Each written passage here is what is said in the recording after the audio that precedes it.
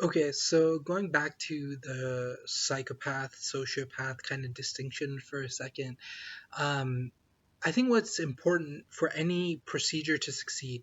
So I'm talking about a blue procedure organization. I mean organizational procedure, like a blue procedure, red procedure, teal procedure, whatever level it's on. One thing that's important in order to achieve success, a developmental success, not developmental, but objective or purposeful success, is for us to realize that any organization is going to be prone toward corruption.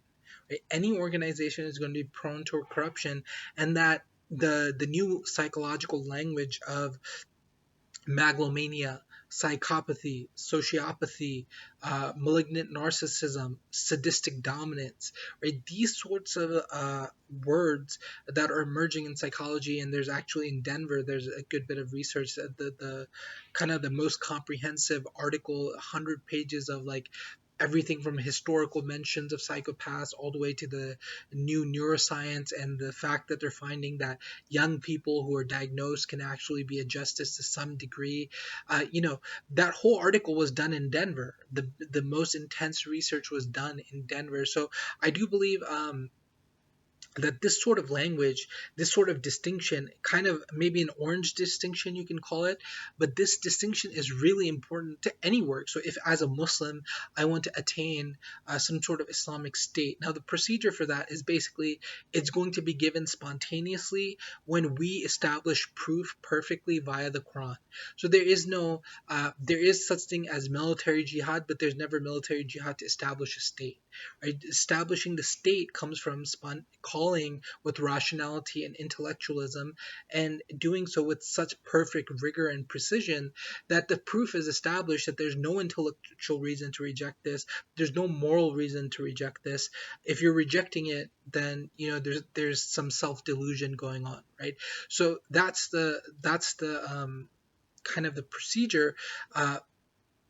What I'm trying to bring out is that this language of psychopathy and cults and double constitutions, this is really important, not only like for Islamic organization, but also for integral organization, for all organization. In fact, a year ago, I was making videos advocating for another organization that was arising that in the Islamic world that I thought would be the one, but it has the same thing. It broke away from the last one for the same reasons that I'm articulating: psychopathy, sociopathy, corruption, bullying, all this sort of stuff. It broke away from the last one and perfectly rationally diagnosed exactly what was wrong, everything that I had been saying for 5 or 6 years about that organization. But they're exactly the same. It's all, it's like they can articulate it on a verbal level, but the structure, the psyches, like it's all the same. And so I think, you can call this shadow work, but I feel like even shadow work is a sort of, it's not striking at the issue. There might be some things that are shadow, meaning you can bring them to awareness a couple times and all of a sudden the person is awake out of them. But there's also structure of psyche, and that's not easy to change, right? If you look at the world, Louisiana, Quebec, and France, right? They have the same culture, and therefore they have the most corruption, the most bullying.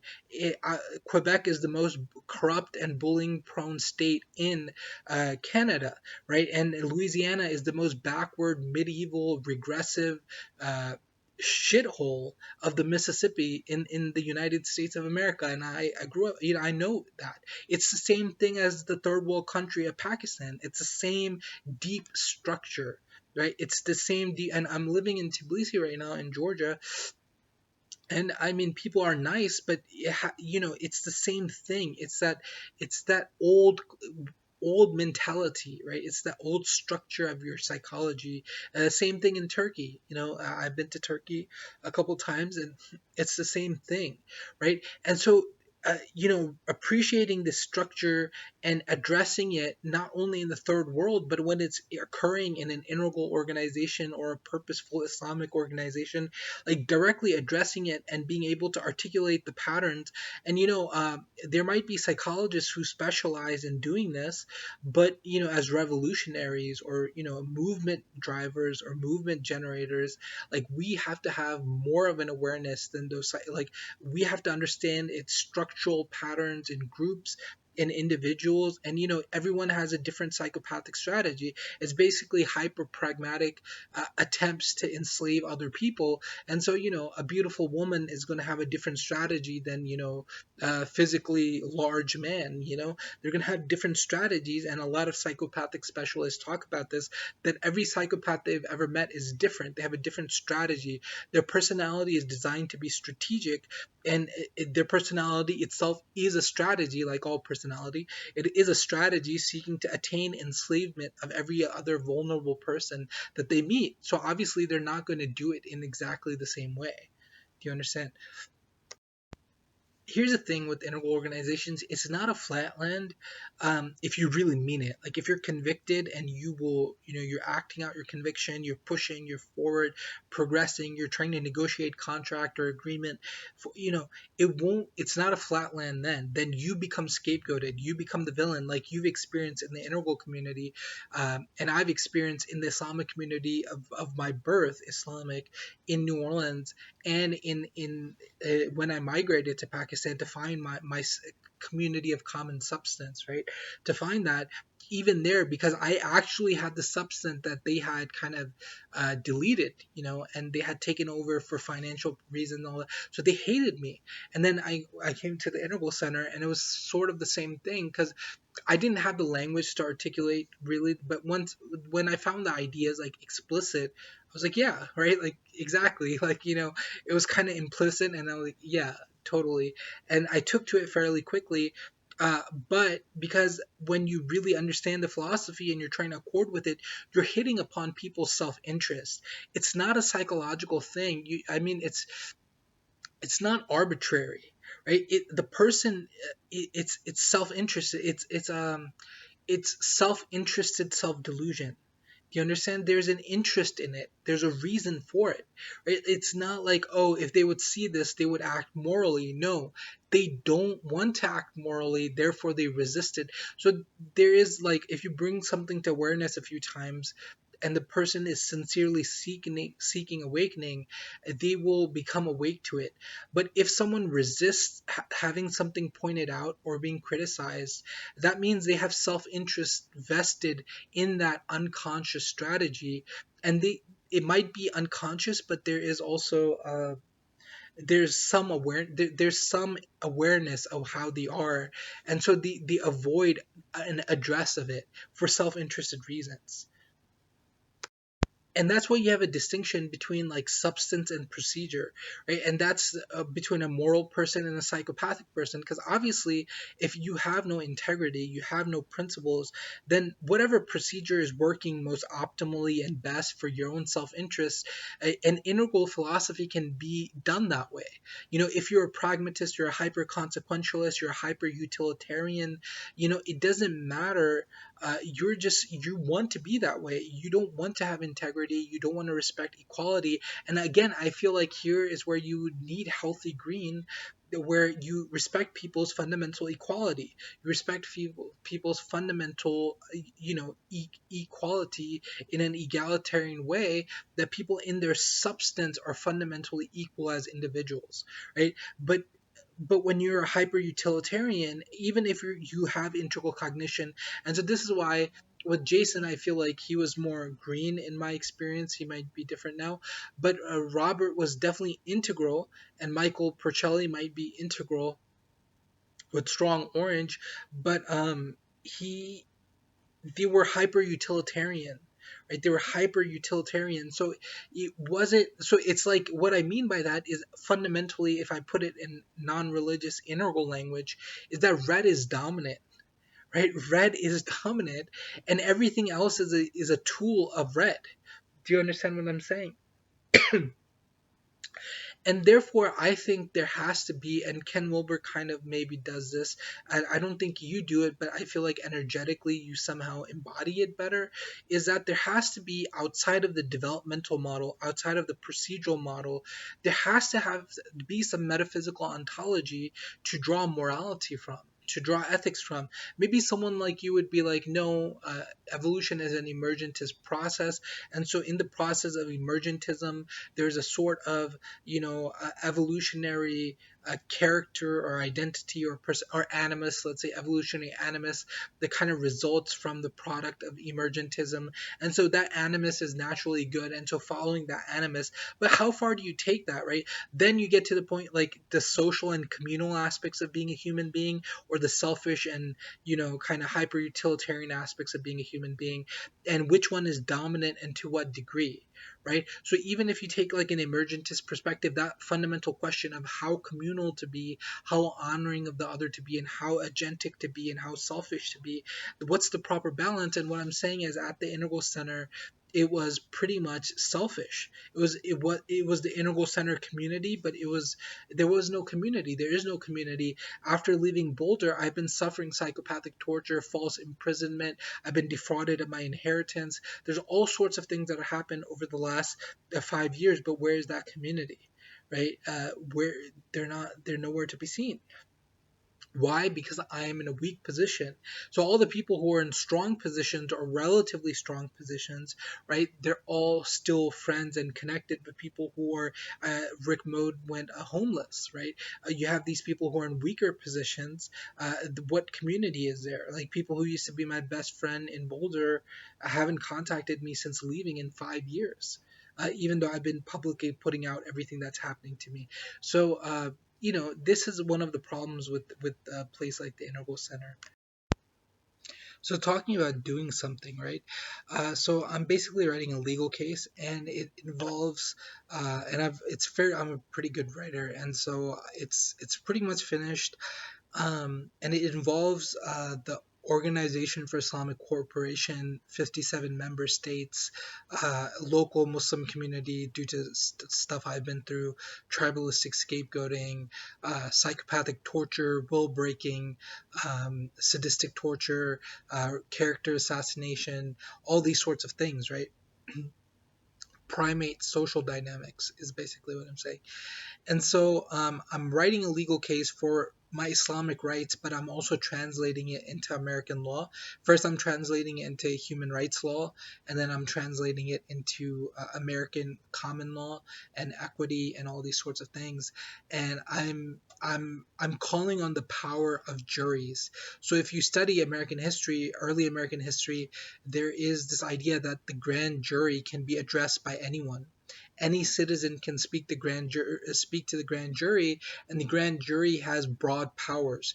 Now it's been slowly regulated and kind of curtailed by convention, not by legislation, but the common law jury still has broad powers, and the theory actually is that the people are sovereign, because even in Hobbes' political philosophy, right, the people, the social contract which vests the sovereign with power, is actually supposed to be in the favor of the people. Now, even though Hobbes didn't believe in checks and balances, he still had the interest of the people, justice, in mind for the charge of the sovereign, but it was just that the sovereign in his own person, for pragmatic and practical reasons, had to be, free. Like you had to leave him alone, right? He could do what he wanted, but that through him, in most other cases outside of regard to him, justice would be established, right, in matters, because he would have that absolute sovereignty on pain of revolt, right? And so the jury idea is that the jury are, and then you have Article 61 of the Magna Carta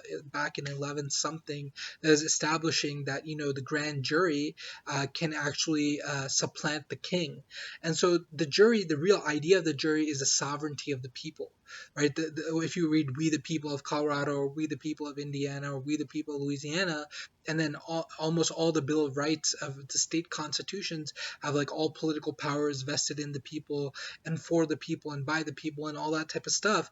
What it's really saying is that the people have true sovereignty, and when a grand jury sits, if you really get into the theory and you really know what it means, it's that they're sitting as we the people.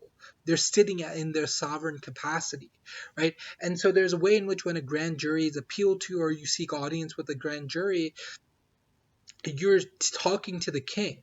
They get to act outside of, if they want, that's the body that is going to, in common law, declare a revolution. It's going to be like, oh, the government's corrupt, it's time to abolish it or alter it.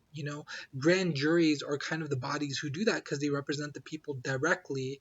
And so there's a way in which the grand jury is actually even above the constitution because it's sitting as we the people who ordain the constitution, right? So the grand jury is sitting as we the people. And so this is an immense amount of power.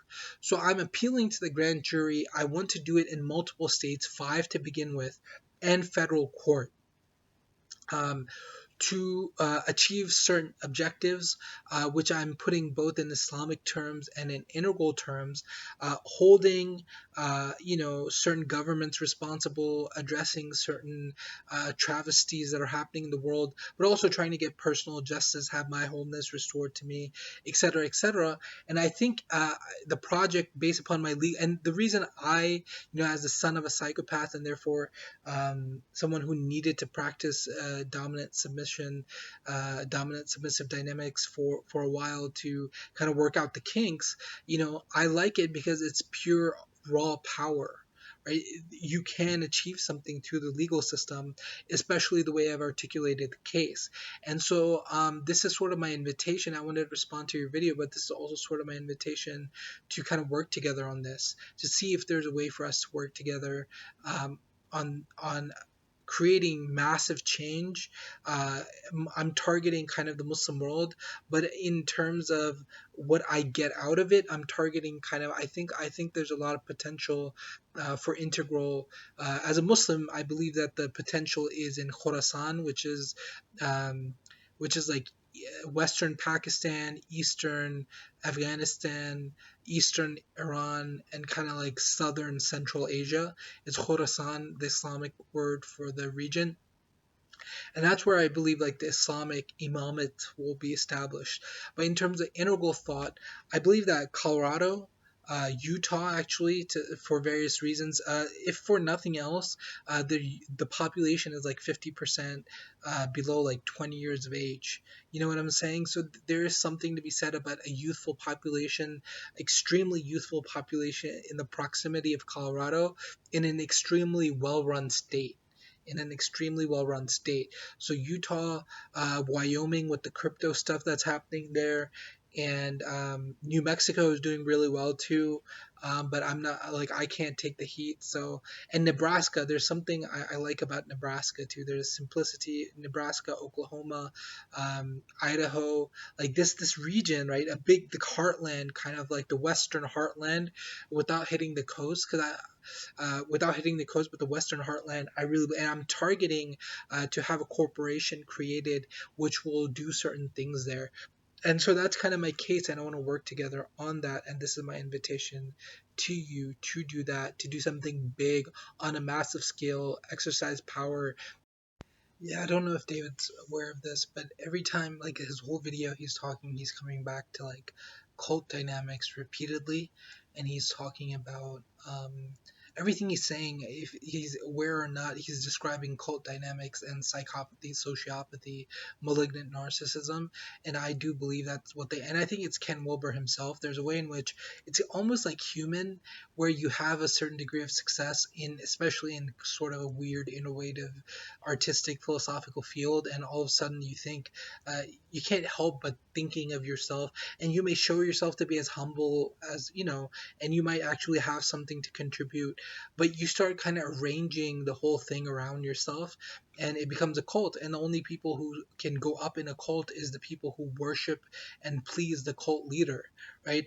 And so that's exactly what you're describing. And I think one of the biggest parts of an integral revolution, or any meaningful change, let's just call it that, meaningful change, right, in the world, is pointing it out from a very clear standard, a clear criterion of reason, that uh, that wherever psychopathy exists, wherever sociopathy exists, wherever corruption, double standards, a lack of rule of law, a lack of principle, lack of integrity, lack of character exists, pointing that out, showing it, demonstrating it, challenging it, that is the main driver of evolution in my perspective. It doesn't matter. It's so like procedurally speaking, like to emphasize procedure or emergentism, emphasize emergence, it's almost like, like Ken Wilber's idea of telos. It's not necessary. It's because there's a way in which, like, if you're just criticizing, every wrong, this can become postmodernism. But like, if you're criticizing wherever there's psychopathy, sociopathy, all that is left is normal humanity, good humanity, right? And it's like good, and I feel like good humanity, no matter the level of cognitive development, can coordinate with one another based upon humanity. Right? There's a way, so there might be a sort of like cognitive or philosophical framework or foundation for dealing with one another, and I think that's important, and Integral is providing that. But there's a deeper moral ground, which is more in touch with our evolutionary animus, I would say Adamic nature also, but you don't have to believe that, who's in touch with that fundamental, animus, and therefore can relate to other people from that place, regardless of their cognitive kind of maturity level.